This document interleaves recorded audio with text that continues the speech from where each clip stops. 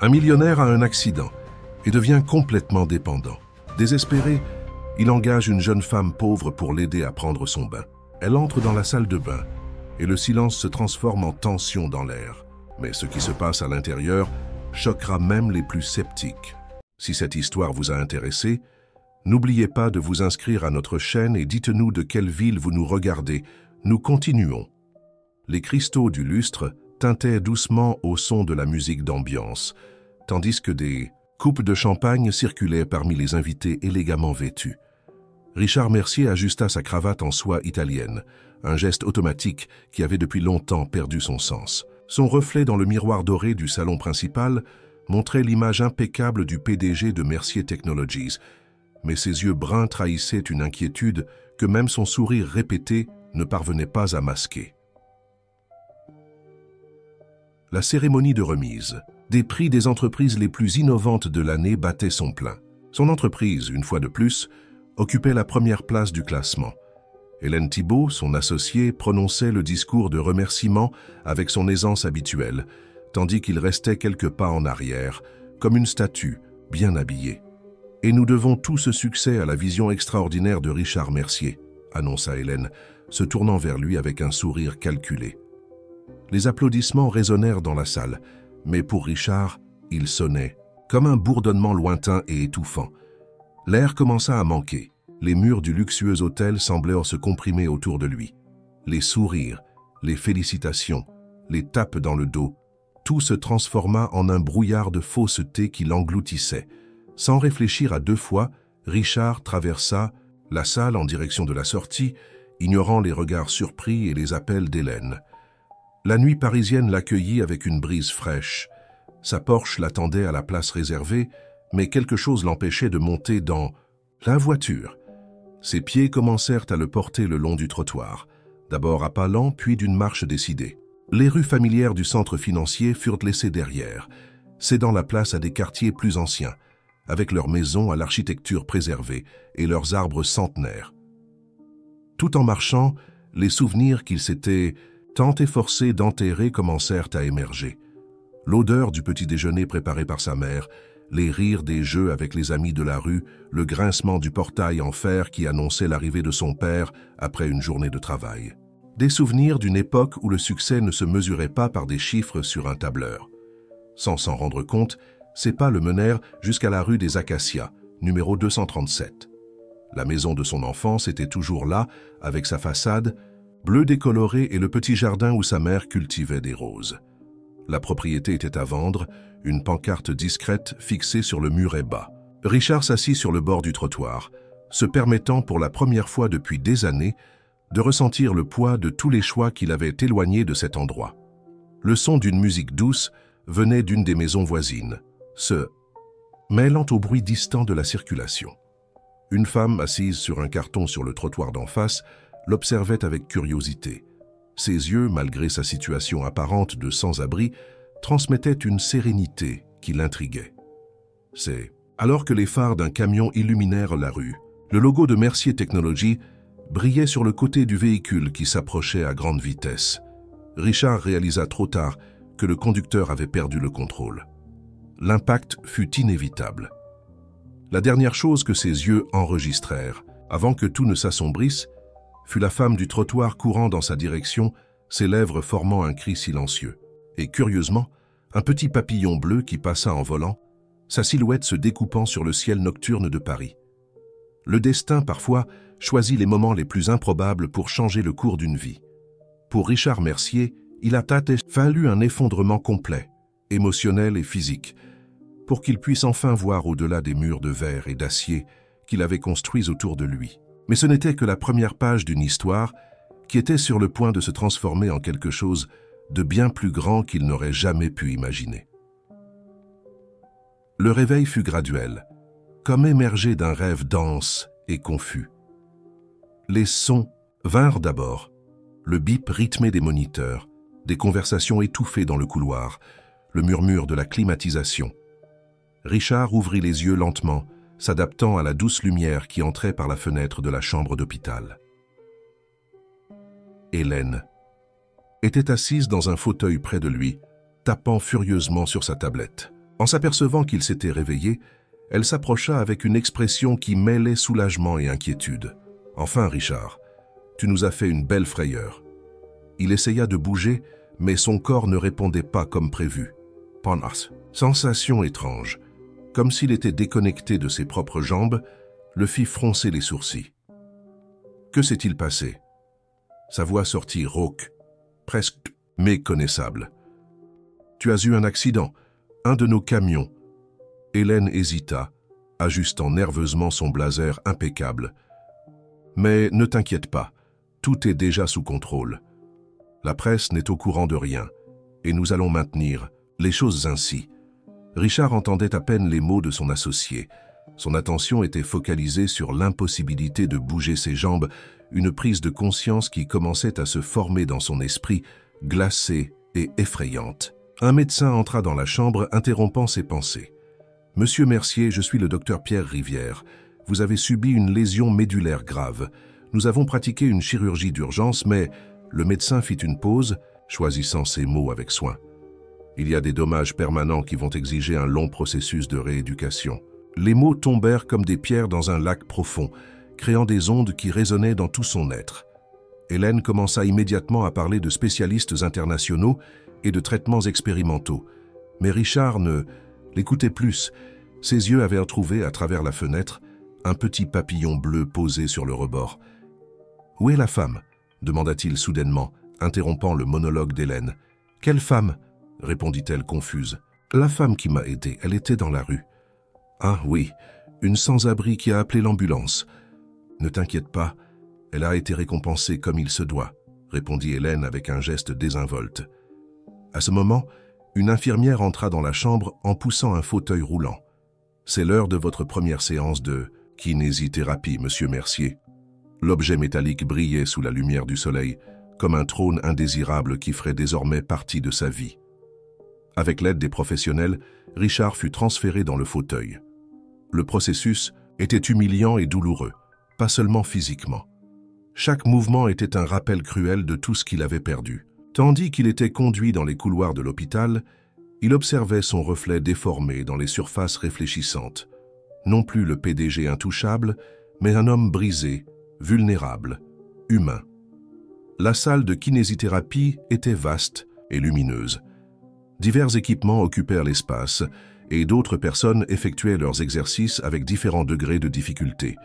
C'est alors qu'il la vit pour la première fois, Béatrice Sylvain, sa kinésithérapeute, une femme d'environ 35 ans, aux yeux doux et au maintien ferme. « Bienvenue, Richard », dit-elle avec un sourire serein sans montrer le moindre signe d'intimidation face à son statut. « Commençons notre voyage ensemble, voulez-vous » À côté d'elle, une petite fille dessinait, concentrée à une table dans un coin de la salle.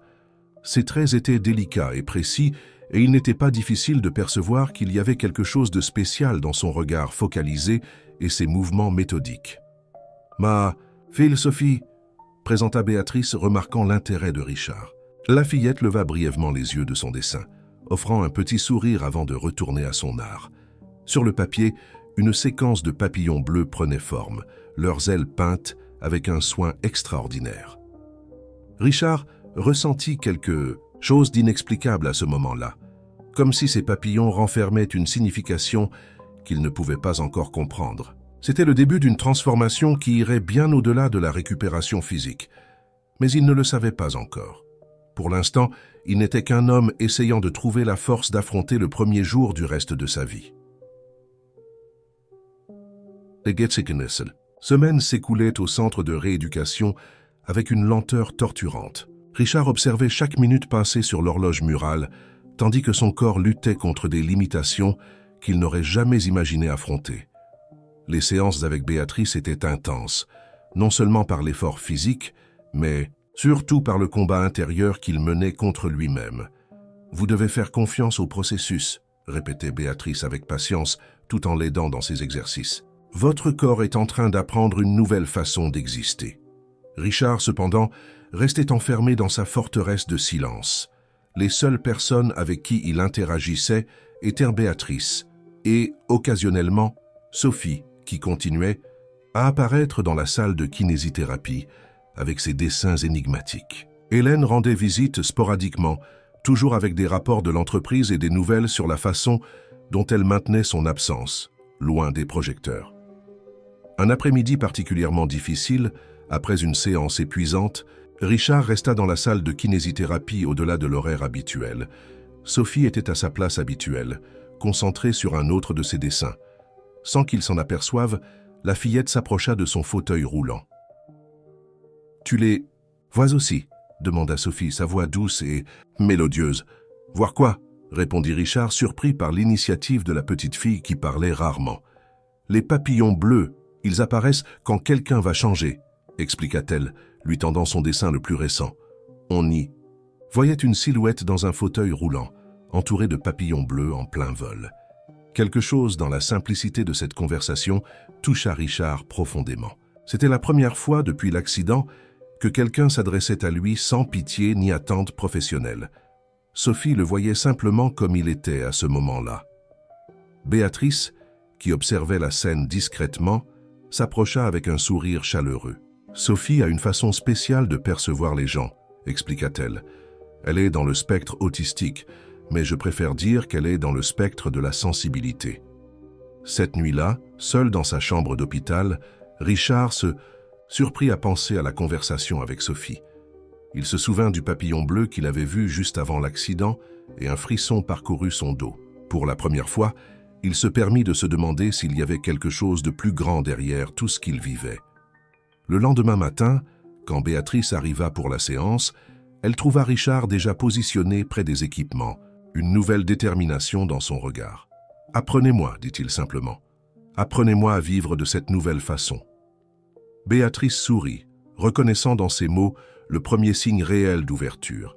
« Commençons par quelque chose de différent aujourd'hui, » proposa-t-elle, guidant son fauteuil jusqu'à une table avec de l'argile.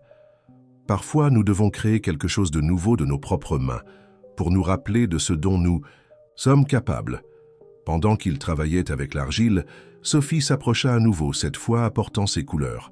Les trois passèrent la matinée à modeler et peindre, créant des formes qui peu à peu prenaient vie. Richard se découvrit en train de sourire, un geste qu'il semblait avoir oublié depuis des semaines. « Vous savez, » commenta Béatrice, tout en se nettoyant les mains, « la transformation la plus difficile n'est pas celle du corps, c'est celle de l'âme. » Richard acquiesça, comprenant pour la première fois le véritable sens de ces mots. Cette nuit-là, avant de s'endormir, il ouvrit le tiroir de sa table de chevet et prit le dessin que Sophie lui avait donné.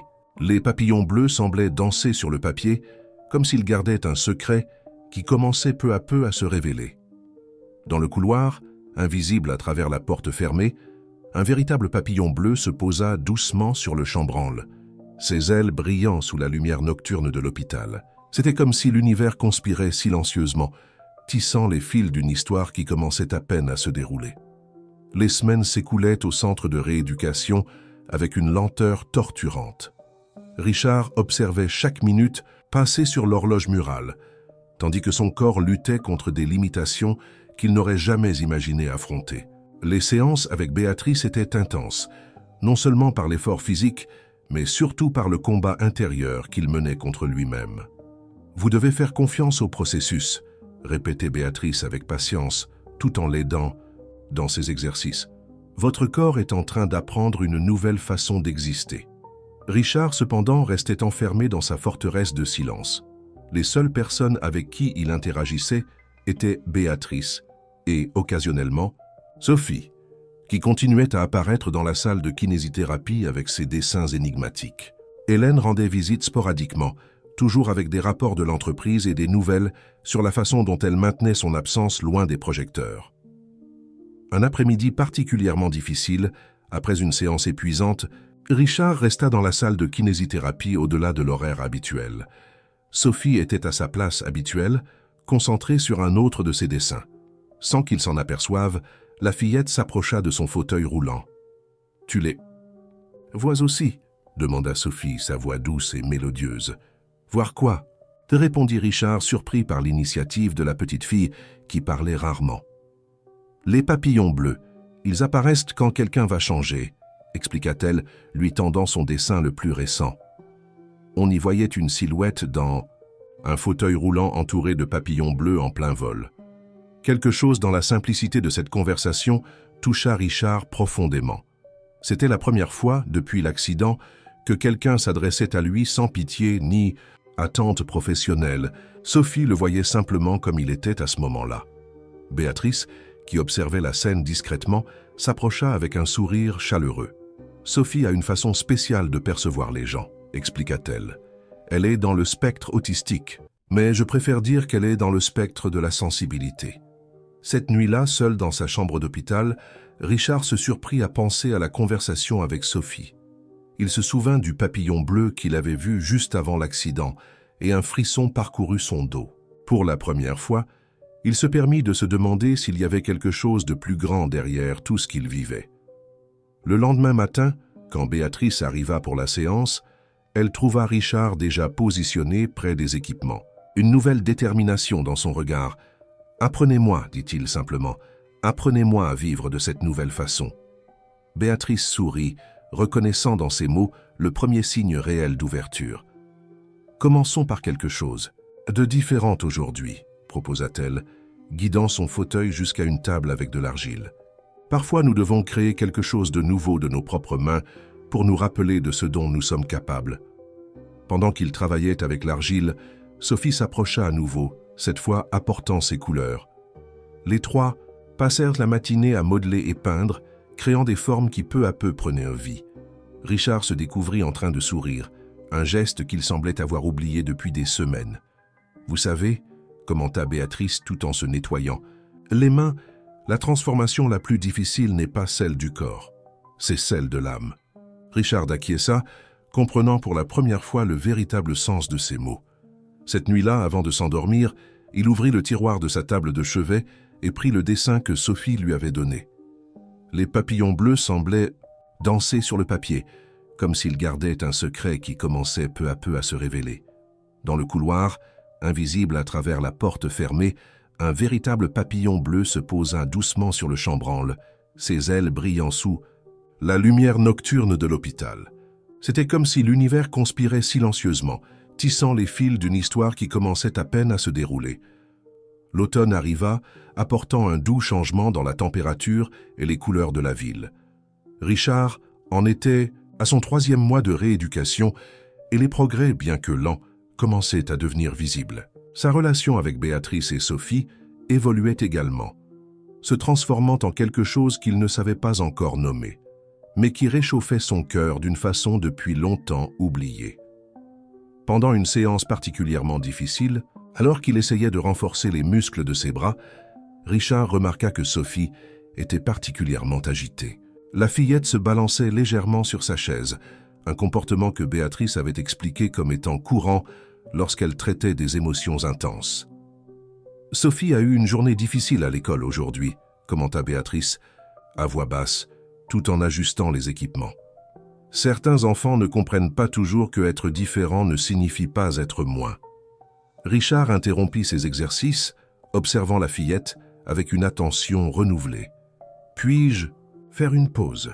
demanda-t-il à Béatrice qui acquiesça avec un sourire compréhensif. Il manœuvra son fauteuil jusqu'à la table où Sophie dessinait, se positionnant à côté d'elle.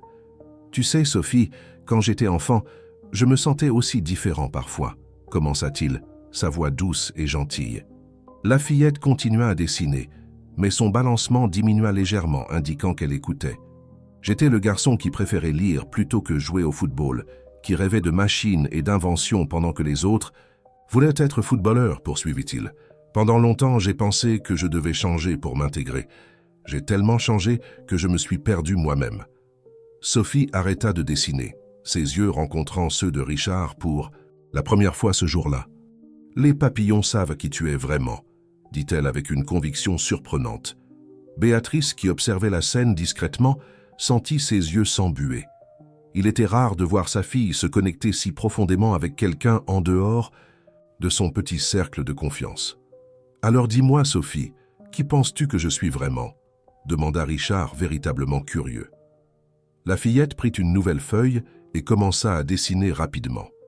Quelques minutes plus tard, elle remit à Richard un dessin où une silhouette en fauteuil roulant apparaissait entourée d'enfants. tous avec des ailes de papillon.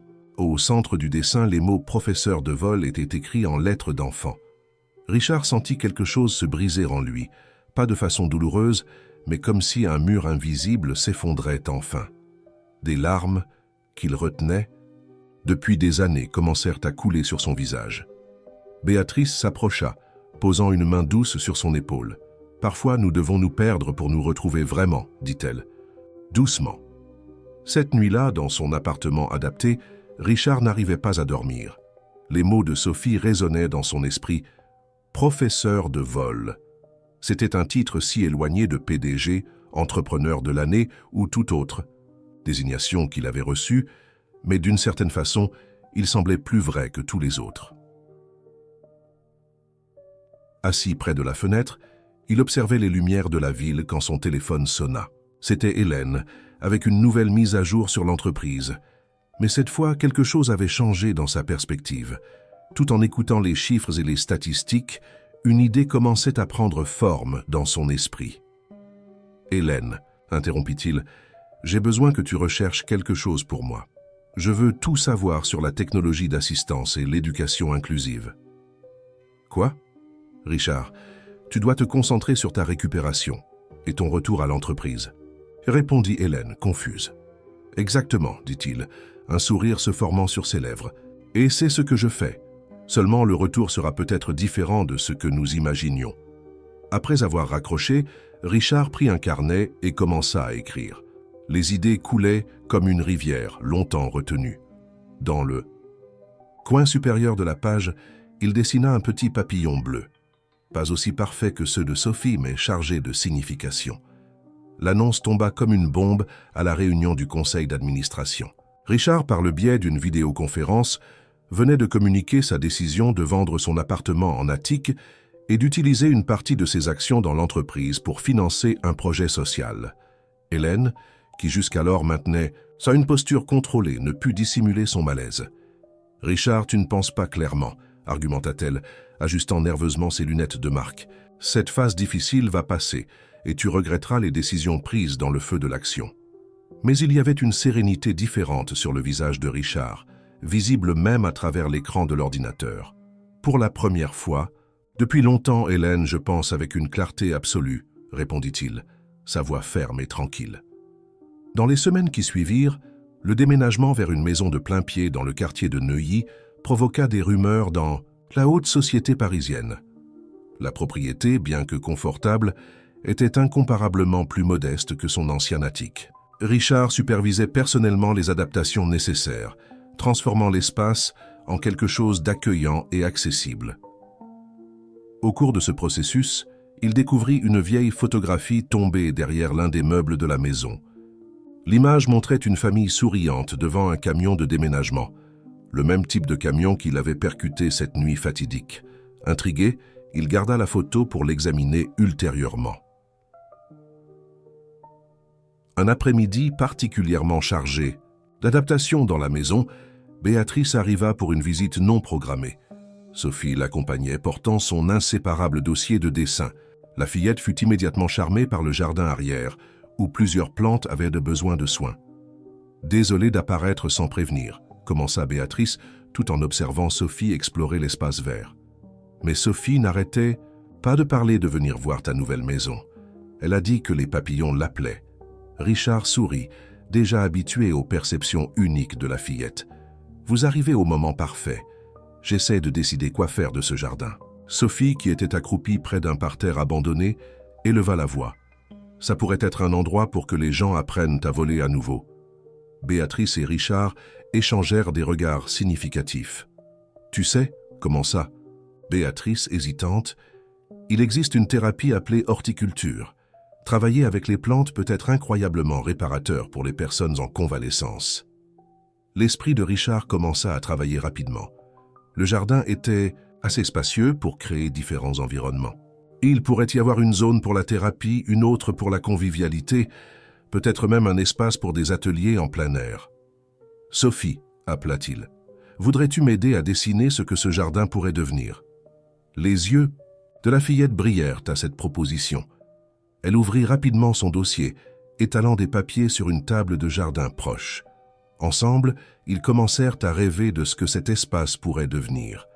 Pendant qu'ils travaillaient sur les dessins, Béatrice observait l'interaction avec des yeux embués. Il était rare de voir sa fille si à l'aise avec quelqu'un, partageant librement ses pensées et ses idées. Il se passait quelque chose de spécial là, quelque chose qui allait au-delà d'un simple projet de jardin.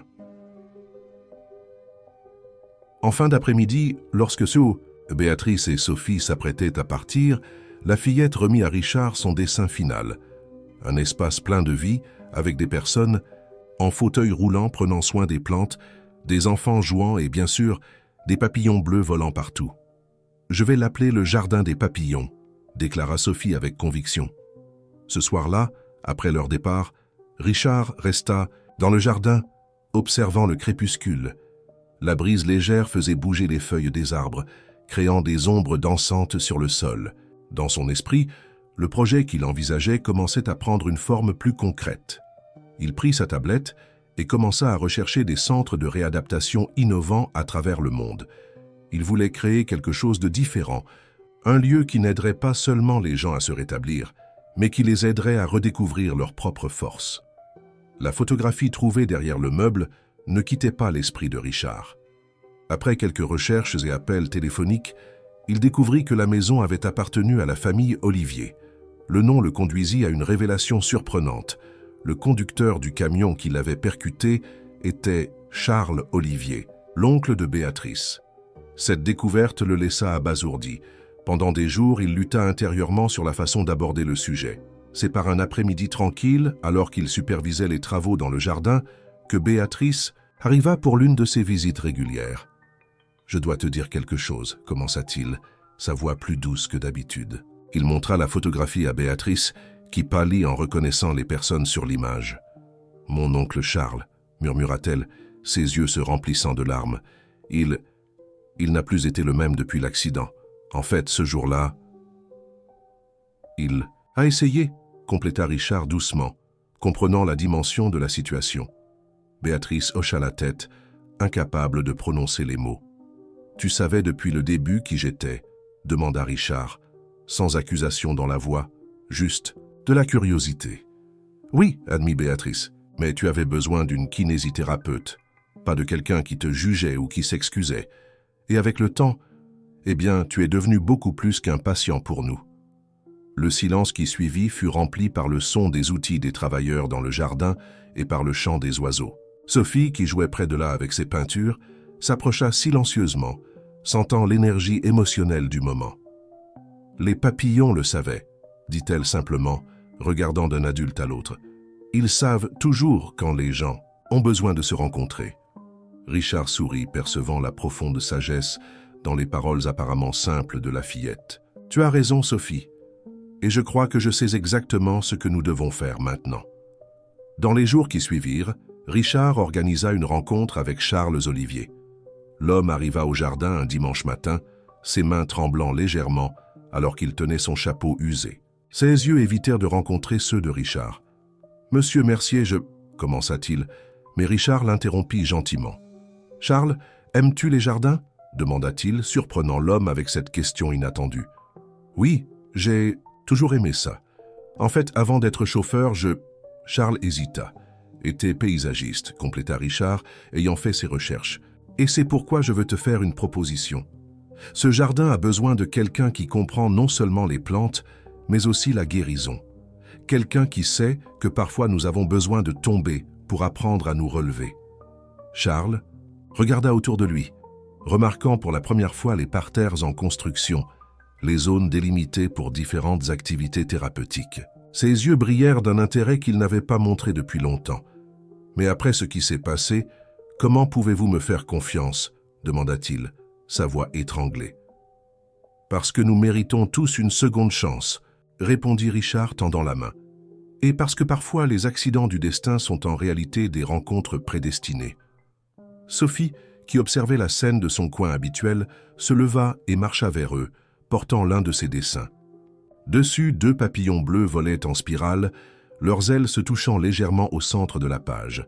« Parfois, on a besoin de se casser pour apprendre à voler à nouveau, » dit-elle, remettant le dessin à Charles, qui le reçut d'une main tremblante. À ce moment, une brise légère traversa le jardin, portant des pétales et des promesses de renouveau.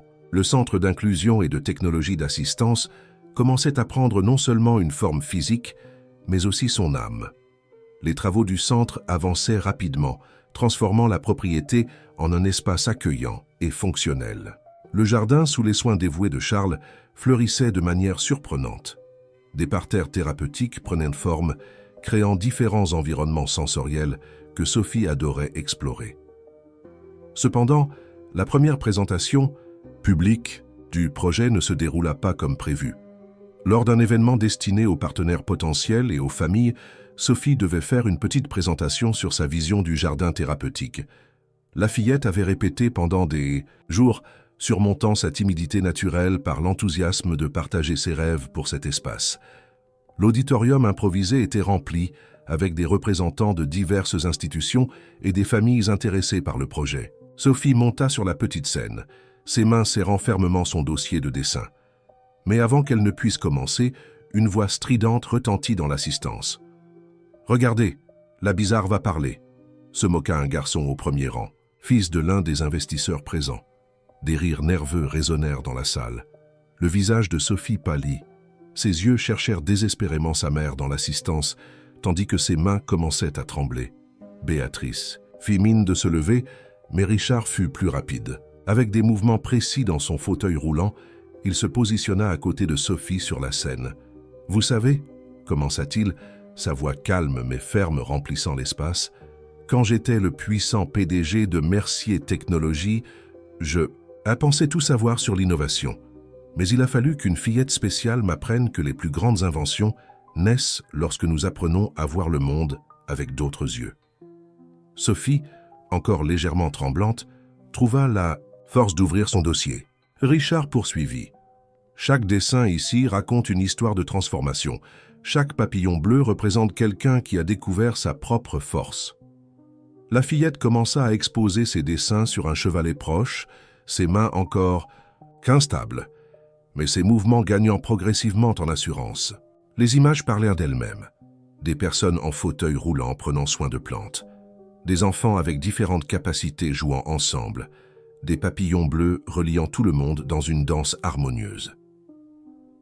Le centre d'inclusion n'est pas seulement un projet de réadaptation, poursuivit Richard, observant comment l'audience prêtait maintenant une attention totale.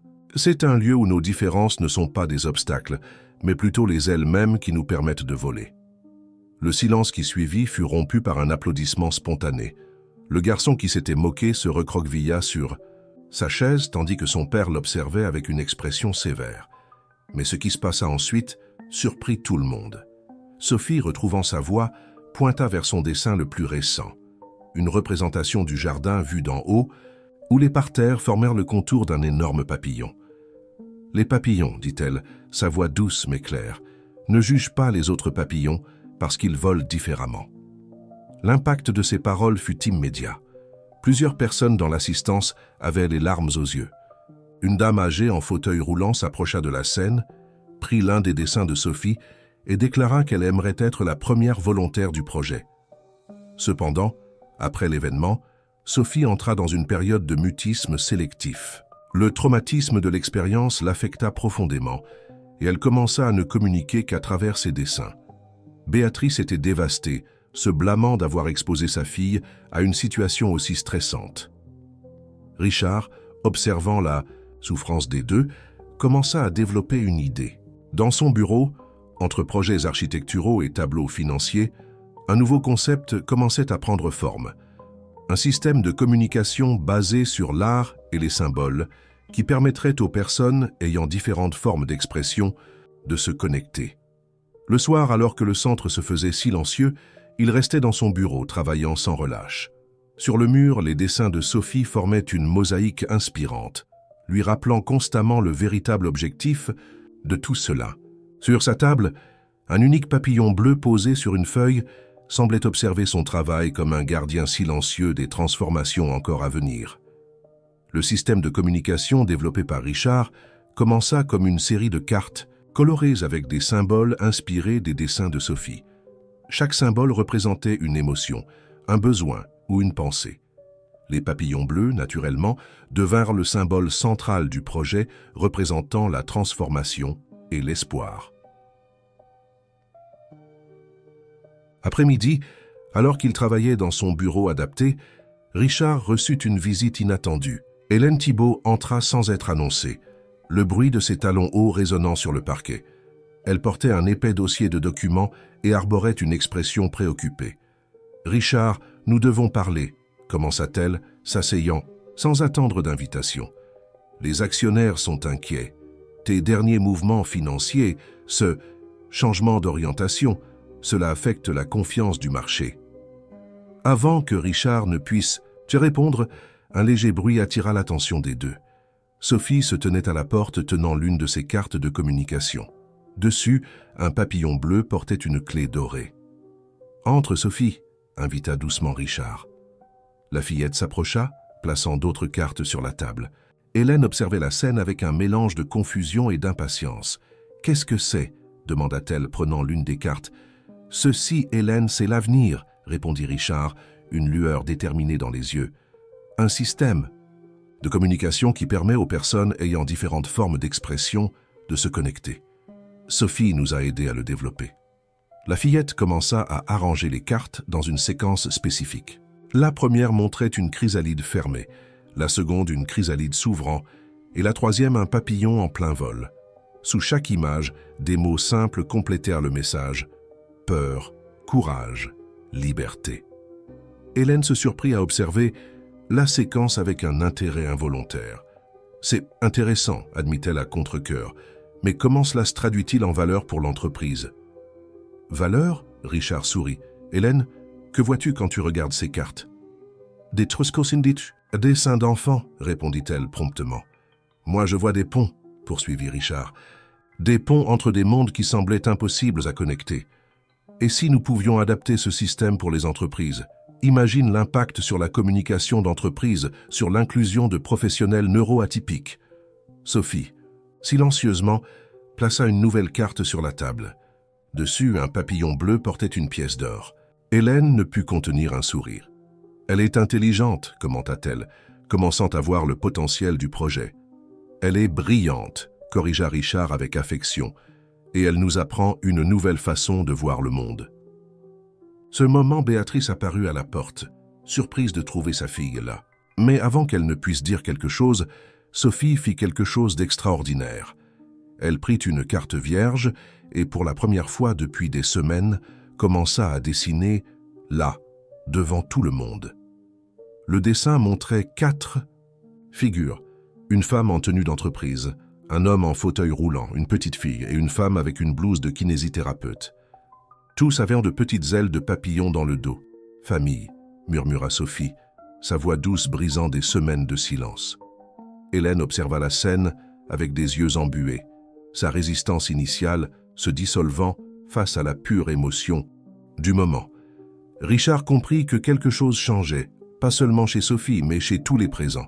« Peut-être, » dit-il doucement, « que la vraie valeur ne peut pas être mesurée dans des tableaux et des graphiques. » Ce soir-là, après le départ de tous, Richard resta dans son bureau observant les cartes éparpillées sur sa table.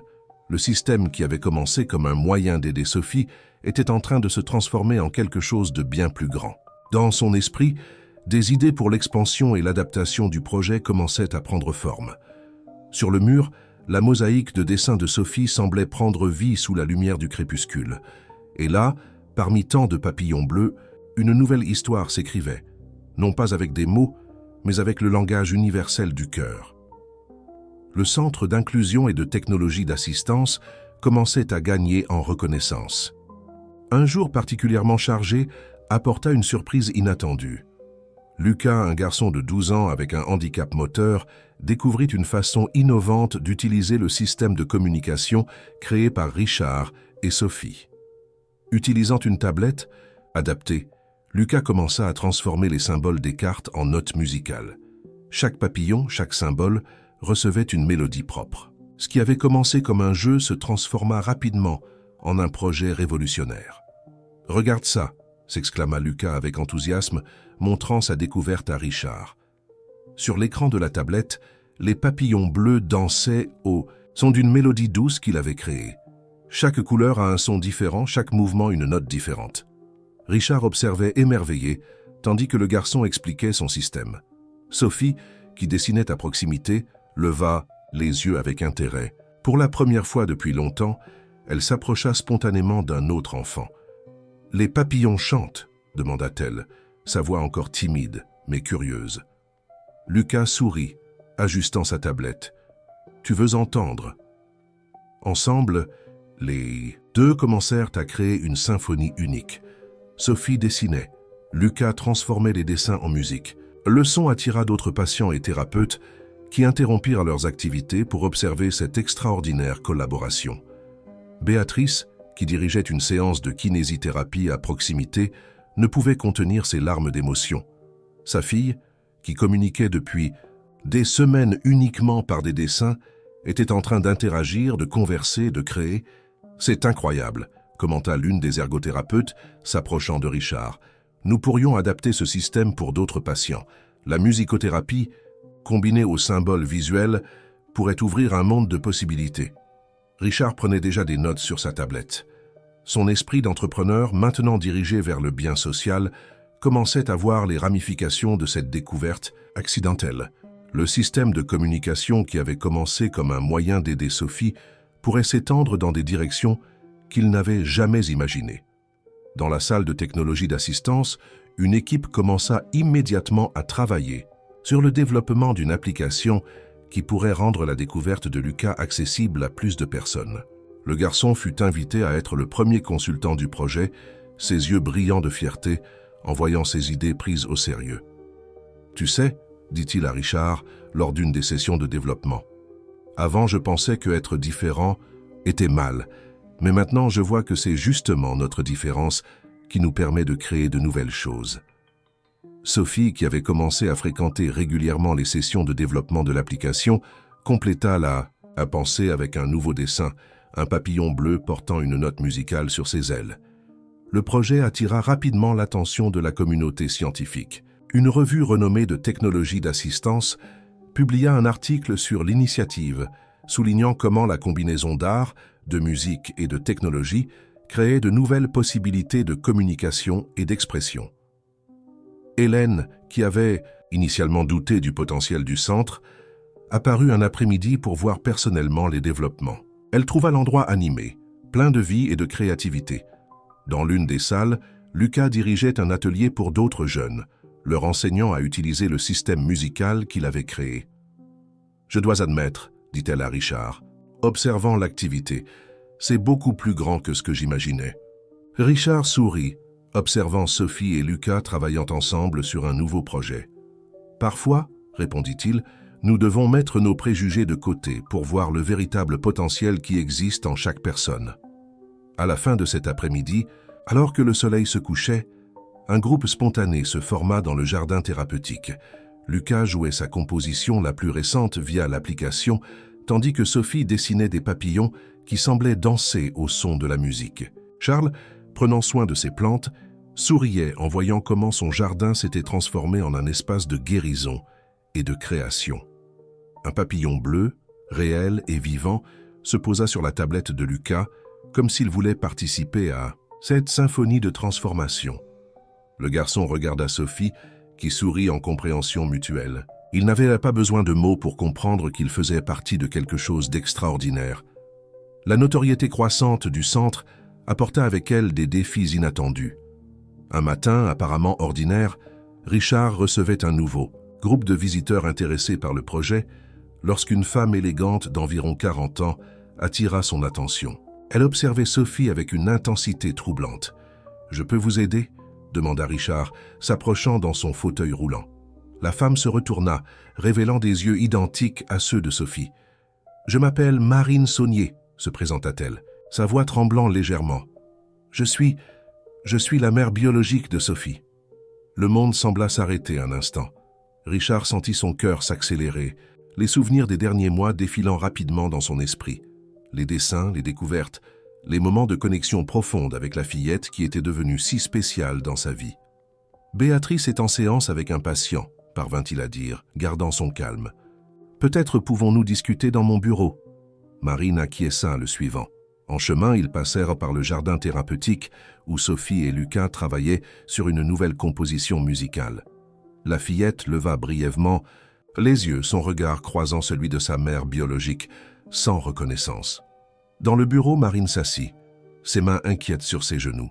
« Je l'ai laissée à Béatrice quand elle n'avait que 2 ans, commença-t-elle. À l'époque, je n'avais ni les conditions émotionnelles ni financières pour m'occuper d'un enfant à besoins particuliers. Béatrice, qui était ma voisine et kinésithérapeute, a offert une aide temporaire, mais cela s'est transformé en quelque chose de permanent. » Richard écoutait attentivement, son cœur partagé entre la compassion pour l'histoire de cette femme et l'instinct protecteur qu'il avait développé envers Sophie. « Et maintenant ?» demanda-t-il doucement. « Qu'est-ce qui vous ramène ?» Marine respira profondément. « J'ai vu le reportage sur le centre à la télévision. Sophie, elle est si grande, si talentueuse.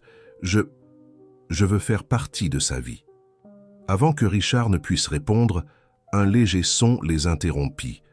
Sophie se tenait à la porte, tenant l'une de ses cartes de communication. Dessus, un papillon bleu planait au-dessus d'un cocon vide. La fillette entra silencieusement dans le bureau, ses yeux fixés sur Marine.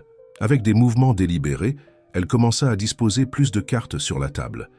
Un papillon aidant un autre à voler, 2 papillons suivant des chemins différents, un papillon retournant au jardin. Marine observait, des larmes coulant sur son visage. Elle a toujours été comme ça, si spéciale. Sophie a sa propre façon de voir et de comprendre le monde, répondit Richard avec gentillesse. Elle nous apprend tous les jours sur l'acceptation, la transformation et l'amour inconditionnel. La fillette prit son bloc à dessin et commença à créer quelque chose de nouveau. Ses traits étaient précis, déterminés. Quand elle eut terminé, elle tendit le dessin à Marine. Il montrait 3 papillons, un grand et 2 petits, tous connectés par de délicats fils de lumière. « Famille », dit doucement Sophie, « peut avoir beaucoup de formes. » Marine couvrit sa bouche de ses mains, émue. À ce moment, Béatrice apparut à la porte, paralysée en voyant la scène. « Marine », murmura-t-elle, reconnaissant immédiatement son ancienne voisine. Le silence qui suivit fut interrompu par Lucas, qui entra en courant dans le bureau avec sa tablette. « Sophie, viens voir, l'application fonctionne avec les nouveaux symboles. » La fillette regarda les adultes, hésitante. Richard hocha la tête d'un air encourageant et elle sortit avec Lucas, laissant derrière elle une ambiance chargée d'émotions et de possibilités. « Nous devons parler, » dit finalement Béatrice, sa voix ferme mais douce. « Tous ensemble. » Richard observa les 2 femmes, pensant à la façon mystérieuse dont le destin tissait ses toiles. Un papillon bleu se posa sur le rebord de la fenêtre, ses ailes brillant sous le soleil du matin, comme s'il observait ce moment de transformation. La réapparition de Marine provoqua des vagues d'inquiétude au centre. Béatrice, bien qu'extérieurement calme, passait des nuits blanches, préoccupée par l'impact que ce changement pourrait avoir sur Sophie. Richard, quant à lui, commença à se renseigner discrètement sur les droits de garde et d'adoption. La situation se compliqua davantage lorsque Hélène apparut avec des nouvelles préoccupantes. « Nous devons parler », dit-elle, entrant dans le bureau de Richard avec une expression grave. « Des rumeurs circulent. Des gens remettent en question la légitimité du centre. » « Quel genre de rumeurs ?» demanda Richard, sentant déjà une pointe d'inquiétude. Hélène tendit une tablette avec plusieurs titres de blogs et de sites. « Centre d'inclusion sous suspicion. Pratiques irrégulières dans un projet social. Ex-PDG de Mercier Technologies. Philanthropie ou fraude. » « C'est absurde !» s'exclama Richard parcourant les articles avec une indignation croissante. « Toutes nos pratiques sont transparentes, documentées. » « Oui, mais quelqu'un manipule les informations, déforme les données, » expliqua Hélène s'asseyant lourdement. « Et il y a plus. Certaines personnes suggèrent que tu n'es pas mentalement apte à gérer le projet depuis l'accident. » Le silence qui suivit fut interrompu par un léger son. Sophie était à la porte. Comme toujours, elle apparaissait aux moments les plus importants. Elle portait un nouvel ensemble de cartes et ses yeux révélaient qu'elle avait entendu une partie de la conversation. Elle s'approcha de la table et commença à disposer ses cartes. Un papillon affrontant une tempête, plusieurs papillons formant un bouclier protecteur, un petit papillon émergeant plus fort d'un cocon. « Sophie a raison, » dit Richard, un sourire se formant sur ses lèvres. « Nous ne nous laisserons pas abattre par cela. » Qu'à ce moment, Lucas entra en courant dans le bureau, sa tablette à la main. « Vous devez voir ça, l'application de musique. Elle est devenue virale. » Sur l'écran, des dizaines de vidéos montrèrent des personnes du monde entier utilisant le système de communication musicale créé au centre. Des enfants avec différents besoins spéciaux, des personnes âgées en rééducation, tous se connectant à travers le langage universel de la musique et des symboles. « Et il y a plus », continua Lucas, enthousiaste. « Une fille sourde en Inde a adapté le système pour créer une méthode de communication tactile. Elle utilise les vibrations des notes pour communiquer avec d'autres personnes. » Hélène observait tout avec un mélange de surprise et d'admiration. « C'est extraordinaire, » admit-elle. « C'est ça !» s'exclama Richard. « C'est ainsi que nous allons répondre aux accusations, pas avec des mots, mais avec des résultats réels. » Dans les jours qui suivirent, le centre se mobilisa. Patients, familles et bénévoles commencèrent à partager spontanément leurs histoires sur les réseaux sociaux. Lucas organisa un concert en ligne avec d'autres jeunes qui utilisaient l'application musicale, créant une symphonie mondiale d'inclusion.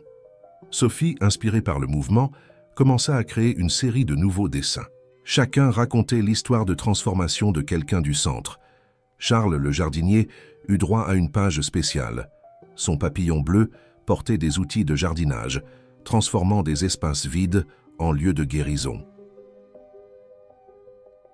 Marine, qui suivait tout à distance, envoya une lettre émouvante au centre. Elle y expliquait que, après avoir vu l'épanouissement de Sophie, elle comprenait que la véritable maternité résidait dans les actions quotidiennes d'amour et de soins que Béatrice avait toujours prodiguées. « Peut-être, » écrivit-elle, « que mon rôle dans la vie de Sophie est d'être un papillon de plus dans son jardin de transformation, et non la gardienne de son vol. » La lettre apporta la paix au cœur de Béatrice, qui put enfin dormir une nuit entière.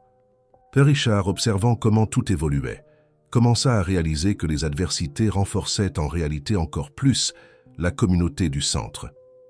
Un après-midi particulièrement significatif, alors que le soleil se couchait sur le jardin thérapeutique, un groupe spontané se forma. Lucas jouait une nouvelle composition inspirée par les récents événements. Sophie dessinait, ses traits plus assurés que jamais. Charles prenait soin de ses plantes, désormais partie intégrante du processus thérapeutique de nombreux patients. Un papillon bleu plus grand que la normale se posa au centre du jardin. Tous s'arrêtèrent pour observer, captivés par la magie du moment. Sophie leva son nouveau dessin. Il montrait le centre comme un grand jardin où des papillons de toutes couleurs et tailles volaient librement, chacun à son propre rythme, tous connectés par des fils invisibles de compréhension et d'acceptation.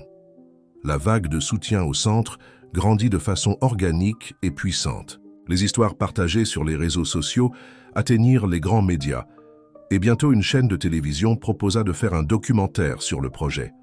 Richard, initialement hésitant, accepta après avoir consulté l'équipe et les familles impliquées. « Mais à une condition, dit-il à la productrice, une femme au regard perspicace nommée Claire Martin. L'histoire doit être racontée de leur point de vue. Ce sont eux, les véritables protagonistes. » Claire passa des semaines au centre, documentant non seulement les succès, mais aussi les défis quotidiens. Elle captura des moments de frustration transformés en conquêtes, des larmes qui se convertissaient en sourires, de petits progrès qui signifiaient des mondes entiers pour ceux qui les atteignaient. Sophie, étonnamment, développa une connexion spéciale avec Claire. La documentariste avait une façon douce de s'approcher, respectant l'espace et le temps de la fillette. Un jour, alors qu'elle filmait dans le jardin thérapeutique, Sophie la surprit avec une question. « Tu vois aussi les histoires que personne d'autre ne voit ?» Claire baissa sa caméra, intriguée. « Comment ça, ma chérie ?» Sophie prit son bloc à dessin et commença à expliquer à travers ses illustrations.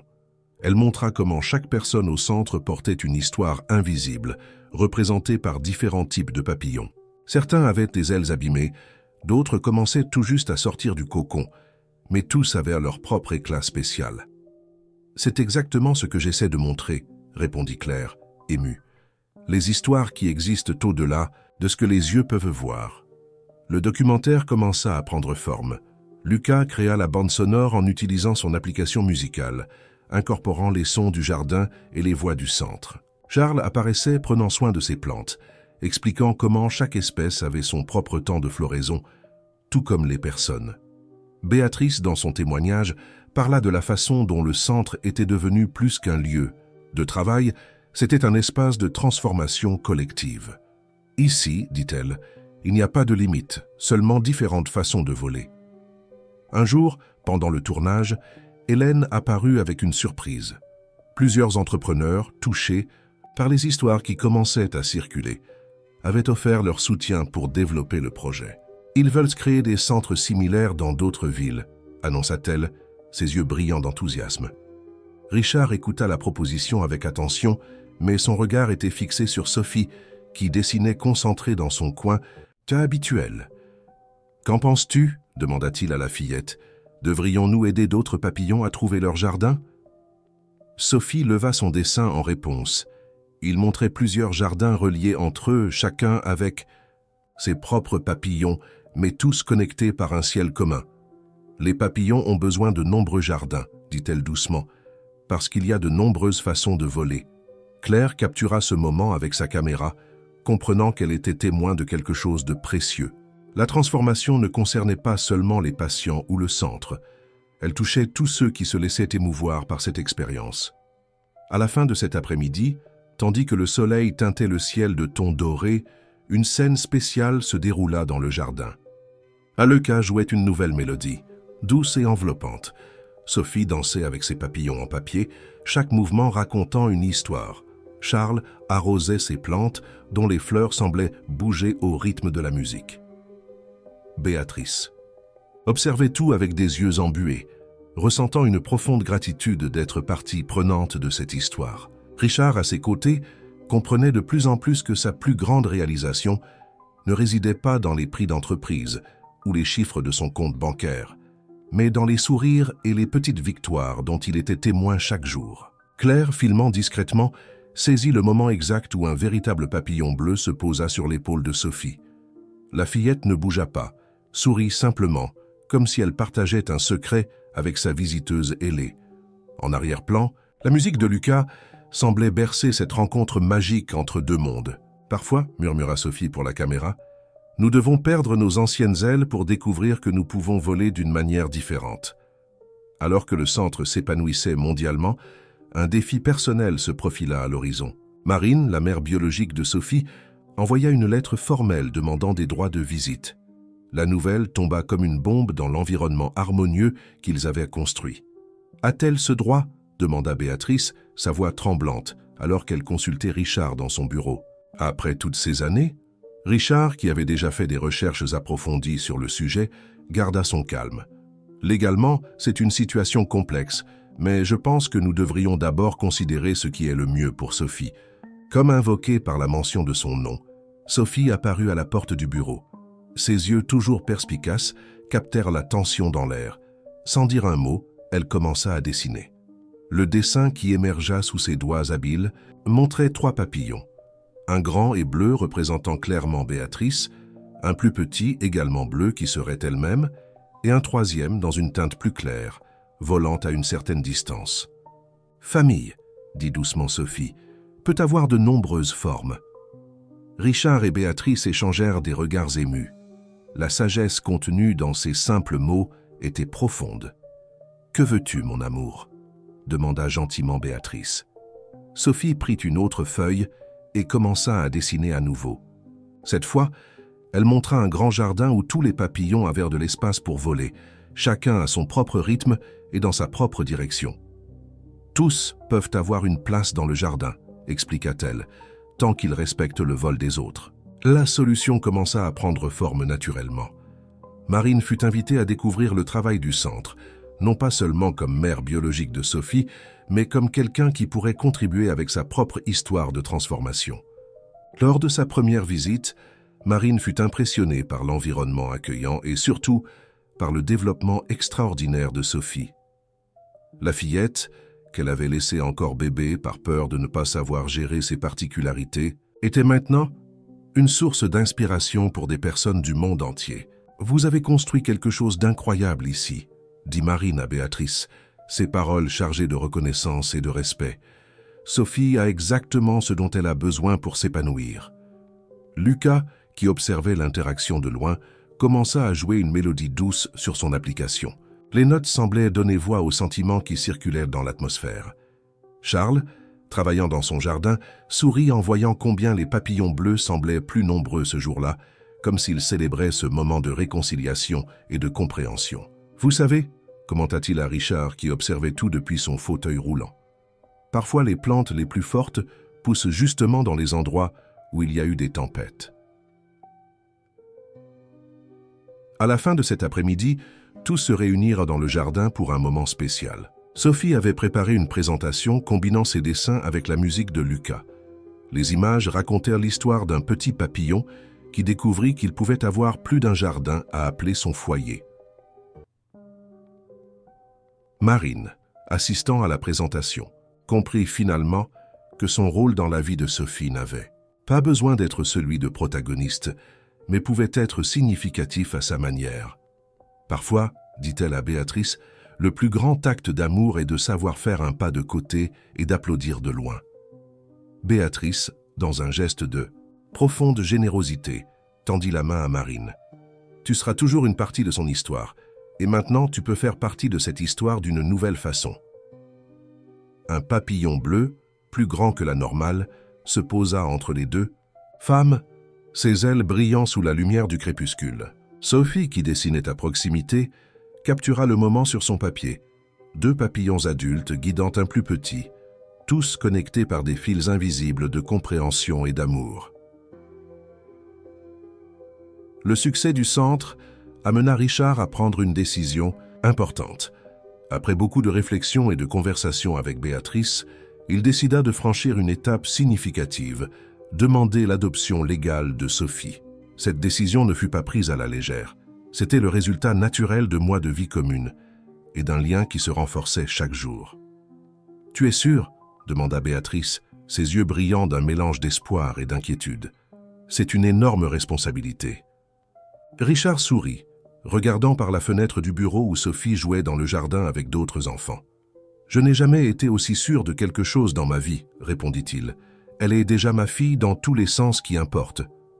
Maintenant, je veux rendre cela officiel. » La nouvelle fut accueillie avec joie par l'équipe du centre. Lucas composa une musique spéciale pour l'occasion, utilisant les sons du jardin et les mélodies que Sophie préférait. Charles prépara un parterre spécial avec les fleurs préférées de la fillette. Le jour de l'audience avec le juge, Sophie surprit tout le monde. Lorsqu'on lui demanda si elle souhaitait être adoptée par Richard, elle n'hésita pas. « J'ai toujours voulu un père qui sache voir des papillons là où les autres ne voient que des problèmes, » dit-elle, sa voix claire et confiante. Le juge, touché par la réponse, sourit. « Et comment sais-tu qu'il est ce père ?» demanda-t-il gentiment. Sophie prit son dossier de dessin et montra une séquence d'illustrations. Richard, dans son fauteuil roulant dans le jardin, enseignant à d'autres personnes à utiliser le système de communication, souriant pendant qu'elle faisait de la musique avec Lucas, écoutant patiemment ses histoires sur les papillons. « Parce qu'il n'essaie pas de réparer mes ailes différentes, » expliqua-t-elle. « Il m'aide à voler à ma façon. » L'adoption fut officialisée ce même jour. La célébration au centre fut spontanée et émouvante.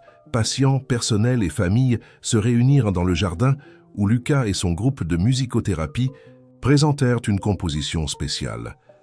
Marine, qui avait été invitée à la célébration, observait tout avec un sourire serein. Elle avait trouvé sa place dans cette histoire, non pas comme protagoniste, mais comme partie importante du passé qui avait conduit à ce moment heureux. Pendant la fête, Sophie appela tout le monde pour une surprise. Avec l'aide de Lucas, elle avait préparé une présentation spéciale. Sur l'écran installé dans le jardin, des images de papillons bleus dansaient au son d'une musique douce, tandis que sa voix narrait une histoire. Il était une fois un petit papillon qui était né avec des ailes différentes. Il ne savait pas voler comme les autres, mais il découvrit qu'il pouvait danser à sa manière. Un jour, il trouva un jardin spécial où tous les papillons étaient différents. Là, il apprit qu'il n'avait pas besoin de changer ses ailes, il avait seulement besoin de trouver sa propre musique pour danser. Alors que la présentation continuait, de véritables papillons bleus commencèrent à apparaître dans le jardin, comme attirés par l'énergie du moment. Charles, qui connaissait chaque centimètre du jardin, n'en avait jamais vu autant en même temps. « C'est un signe », murmura-t-il à Hélène, qui assistait à tout cela émue. L'univers a sa propre façon de célébrer les moments importants. Richard, observant sa fille maintenant officiellement brillante dans son moment spécial, ressentit une profonde gratitude. L'accident qui semblait avoir détruit sa vie avait, en réalité, ouvert la porte à une existence beaucoup plus significative. Béatrice s'approcha, posant sa main sur son épaule. « Vous êtes la preuve vivante que la famille n'est pas quelque chose qu'on trouve seulement dans le sang, » dit-elle doucement. « Nous sommes la preuve que les plus grandes transformations se produisent quand nous cessons d'essayer de voler comme les autres s'y attendent, » répondit Richard, les yeux embués d'émotion. Sophie courut vers eux, ses yeux brillants de joie. « Regarde !» s'exclama-t-elle, pointant vers le ciel. Une formation de papillons bleus semblait danser dans l'air, créant des motifs qui ressemblaient à des notes musicales. « Il chante notre musique », dit Sophie, serrant son père adoptif dans ses bras. À ce moment, Richard comprit que sa plus grande réussite n'était pas le centre, ni son succès international. C'était d'avoir appris, grâce à Sophie, que parfois nous devons perdre nos anciennes ailes pour découvrir que nous pouvons voler de façon bien plus extraordinaire. Avec la famille officiellement établie, le centre entra dans une nouvelle phase de croissance. Le système de communication développé par Sophie et Lucas était mis en œuvre dans des écoles et des centres de réadaptation du monde entier. Chaque adaptation apportait de nouvelles découvertes et possibilités.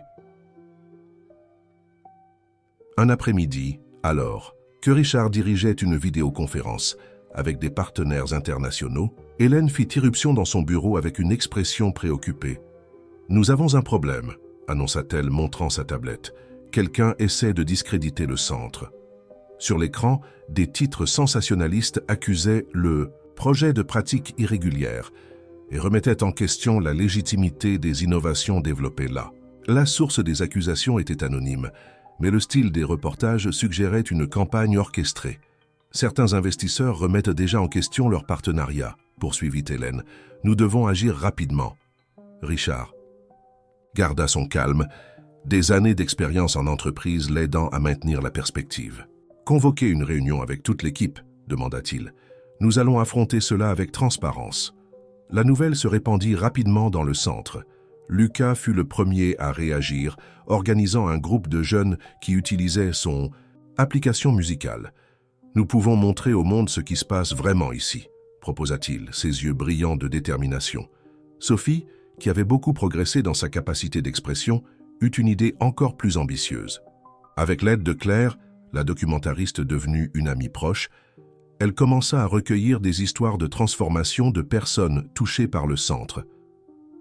Chaque papillon a sa propre histoire, expliqua-t-elle, organisant dessins et témoignages. Laissons-les parler pour nous. Le mouvement commença petit mais grandit organiquement.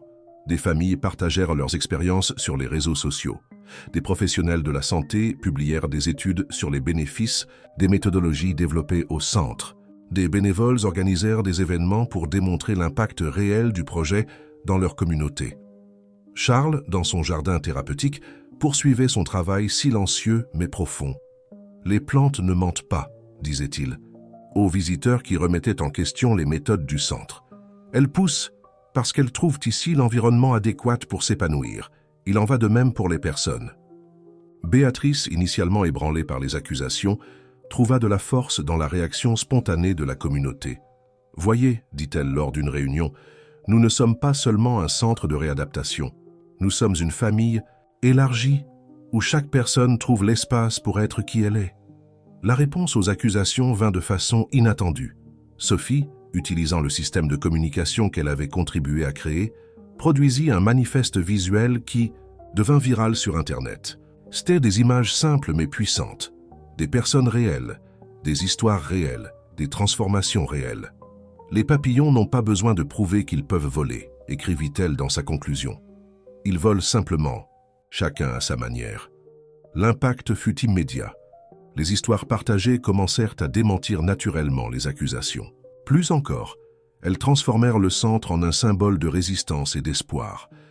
Hélène, qui avait craint le pire, observait avec admiration comment la crise se transformait en opportunité.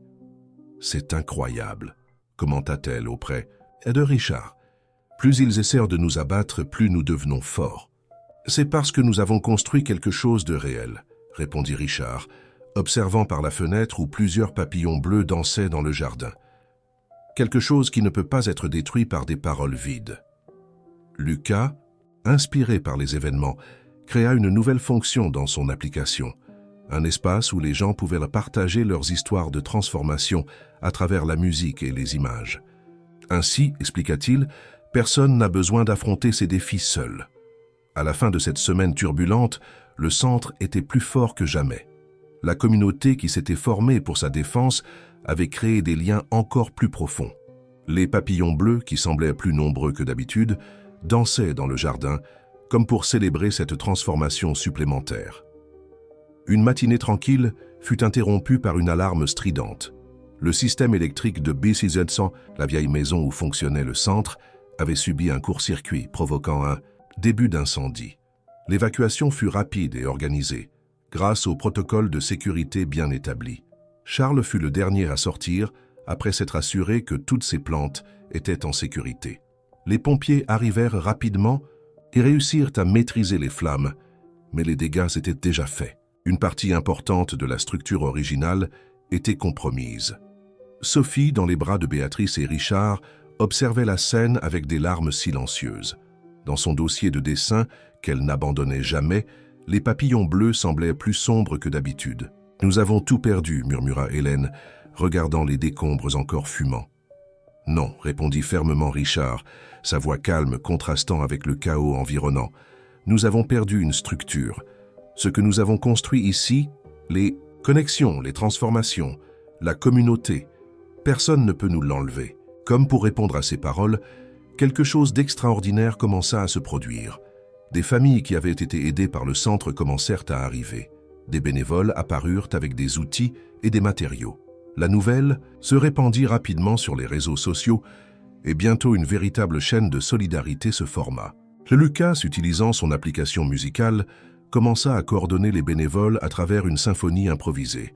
Chaque groupe de travail avait sa propre mélodie, créant une harmonie unique pendant qu'ils nettoyaient et réorganisèrent l'espace. Sophie, retrouvant son enthousiasme, commença à dessiner des plans pour le nouveau centre. Ces dessins montraient un espace encore plus intégré à la nature, où le jardin de Charles s'étendait sur tout le terrain. « Regarde », expliqua-t-elle, « à un groupe d'architectes bénévoles qui s'était proposé pour aider à la reconstruction, les papillons ont besoin de plus d'espace pour danser. » Charles, bien que attristé par la perte d'une partie de son jardin, trouva de l'espoir dans les pousses qui commençaient déjà à apparaître parmi les décombres. « La nature trouve toujours un chemin », dit-il, montrant à tous une petite plante qui avait survécu. La reconstruction devint un projet communautaire. Chaque personne qui avait été touchée par le travail du centre voulait contribuer d'une manière ou d'une autre. Des artistes offrirent des œuvres pour décorer les nouveaux murs. Des entreprises donnèrent des matériaux et des équipements. Des professionnels de divers domaines offrirent leur temps et leur expertise. Pendant cette période, les activités du centre ne s'arrêtèrent pas. Cours et thérapies avaient lieu dans des espaces improvisés, en plein air quand le temps le permettait. D'une certaine manière, cette adaptation forcée finit par créer de nouvelles possibilités d'intégration et d'apprentissage. Béatrice observa que ses patients semblaient répondre encore mieux à la kinésithérapie lorsqu'elle était pratiquée au milieu de la nature. « C'est comme si l'environnement lui-même participait au processus de guérison », commenta-t-elle. Un mois après l'incident, pendant une pause dans les travaux, tous se réunirent dans le jardin pour une célébration improvisée. Lucas avait composé une musique spéciale pour l'occasion, combinant les sons de la construction avec les mélodies de la nature. Sophie, qui avait été particulièrement pensive ces derniers jours, présenta son plus récent dessin. Il montrait l'ancien centre se transformant en un énorme papillon bleu, duquel naissaient plusieurs petits papillons. « Parfois, expliqua-t-elle, à l'assistance émue, nous devons perdre nos anciennes ailes pour découvrir que nous pouvons voler encore plus haut. » Richard, observant sa fille avec fierté, comprit que l'incident, bien que douloureux, avait été une transformation nécessaire de plus dans leur voyage collectif. Le nouveau centre qui émergeait des décombres serait encore plus spécial, car il porterait dans ses murs les histoires et l'amour de toute une communauté. Cette nuit-là, alors que les derniers bénévoles partaient, une scène magique se déroula dans le jardin partiellement reconstruit. Des dizaines de papillons bleus apparurent, se posant doucement sur les nouveaux parterres et structures. C'était comme si la nature donnait sa propre bénédiction à la renaissance du lieu. Le nouveau centre, baptisé affectueusement « Refuge des papillons », émergeait plus beau et fonctionnel qu'avant. La reconstruction apporta des innovations que personne n'avait imaginées initialement. Le jardin de Charles s'intégrait maintenant naturellement aux espaces de thérapie, créant un environnement où la frontière entre traitement et nature devenait de plus en plus ténue. Un matin particulièrement significatif, Charles fit face à une rechute émotionnelle. Le poids des souvenirs de l'accident qu'il avait causé avec Richard des années auparavant, ajouté au stress de la reconstruction, le frappa de plein fouet. Richard trouva le jardinier assis seul sur l'un des bancs du jardin, ses mains tremblant légèrement alors qu'il tenait une jeune pousse. Sans rien dire, il manœuvra son fauteuil roulant pour se placer à côté de lui. « Parfois, » commença Charles, sa voix étranglée, « je regarde tout ceci. Et je n'arrive pas à croire que j'ai mérité une seconde chance. » Richard sourit doucement. « Tu sais ce que j'ai appris avec les papillons de Sophie, que ce n'est pas une question de mérite. C'est une question d'accepter la transformation quand elle arrive. » À ce moment, Sophie apparut silencieusement, portant l'un de ses dessins. Il montrait 2 papillons entrelacés, l'un fait de fleurs et l'autre de roues de fauteuil roulant. « Les papillons les plus forts, » dit-elle doucement, « sont ceux qui ont appris à voler après s'être cassé les ailes. » La sagesse simple de ces mots toucha profondément les 2 hommes. Charles essuya ses yeux et, avec un nouvel éclat dans le regard, commença à montrer à Sophie comment planter la pousse qu'il tenait. L'impact du centre continuait à se répandre. Une documentariste internationale, inspirée par le travail développé là, commença à collecter des histoires similaires à travers le monde. Dans différents pays, des personnes rapportèrent des rencontres mystérieuses avec des papillons bleus lors de moments de transformation personnelle. « C'est comme si les papillons étaient des messagers », commenta la documentariste lors d'une interview avec Richard. « Ils apparaissent quand quelqu'un est sur le point de découvrir sa véritable force. » Lucas, devenu un jeune musicothérapeute reconnu internationalement, développait maintenant un projet pour créer des jardins musicaux dans des hôpitaux pédiatriques. Chaque jardin, expliquait-il, aura sa propre symphonie de guérison. Béatrice, observant toutes ces ramifications du travail qu'ils avaient initié, ressentait une profonde gratitude. « Quand nous avons commencé, dit-elle lors d'une réunion d'équipe, nous pensions créer un centre de réadaptation. En réalité, nous plantions des graines de transformation. » Le refuge des papillons devint un lieu de pèlerinage pour les personnes en quête d'espoir et de renouveau. Chaque visiteur était accueilli avec la même question douce de Sophie. « Quel type de papillon veux-tu être ?» Les réponses variaient, mais toutes portaient le même désir profond de transformation. Et curieusement, beaucoup rapportaient qu'après leur visite, ils commençaient à remarquer des papillons bleus lors de moments significatifs de leur vie. Hélène, qui restait une présence constante dans le projet, bien que désormais plus comme amie que comme dirigeante, commenta un jour « Peut-être que les papillons ont toujours été là. Nous avions juste besoin d'apprendre à les voir. » Pendant un après-midi tranquille, alors que Sophie et Lucas répétaient une nouvelle composition dans le jardin, Richard observait le mouvement des papillons parmi les fleurs. Charles prenait soin de ses plantes avec une dévotion sereine et Béatrice guidait un groupe de nouveaux kinésithérapeutes. Un papillon bleu plus grand que les autres se posa sur l'accoudoir de son fauteuil roulant. Sophie, qui avait interrompu sa musique pour observer, sourit avec connaissance. « Il dit que l'histoire n'est pas encore terminée », commenta la fillette. « Il y a encore beaucoup de transformations à venir. » Richard acquiesça, comprenant que chaque fin n'était que le début d'un nouveau cycle de transformation. Les papillons bleus continueraient leur travail silencieux, guidant ceux qui seraient prêts à découvrir leurs propres ailes. 5 ans s'étaient écoulés depuis la fondation du premier centre. Ce qui avait commencé comme un projet local s'étendait maintenant sur différents continents. Des centres similaires fleurissaient dans divers pays, chacun adaptant le concept original à ses propres cultures et besoins. Un matin spécial, Richard observait les préparatifs pour la célébration de l'anniversaire de fondation de la famille, le jour où son adoption de Sophie avait été officialisée. Le jardin était particulièrement beau, Charles ayant consacré des semaines à s'assurer que chaque fleur soit dans son moment parfait de floraison.